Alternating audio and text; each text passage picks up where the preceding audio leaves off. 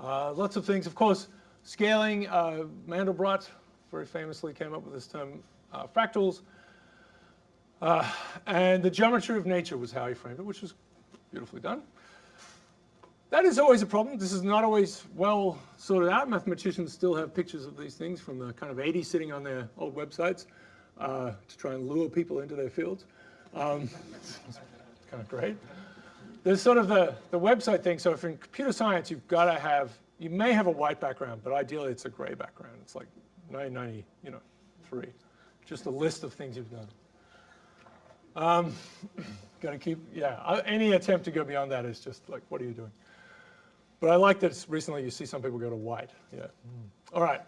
Horton, this is 1945, came up with this idea, observed this scaling, these fractal scalings for river networks, which then has been used to describe blood networks, for example. So it's branching networks in general.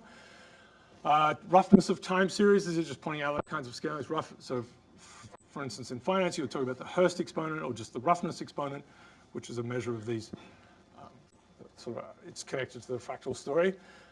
Richardson, yes, another thing he did was good question, how long is the coastline? Well, actually, maybe that was Mandelbrot, but good question. What was the length of the coastline of England? Right, and it matters how you use your little tape measure, right? If you've got a big tape measure, or a big ruler, I should say, then you're not going to get all the little nooks and crannies.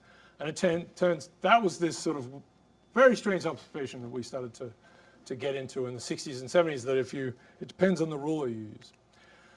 So fractals comes out of this. And then, then Mandelbrot, which is the hilarious joke is that the B stands for Benoit B. Mandelbrot. Okay.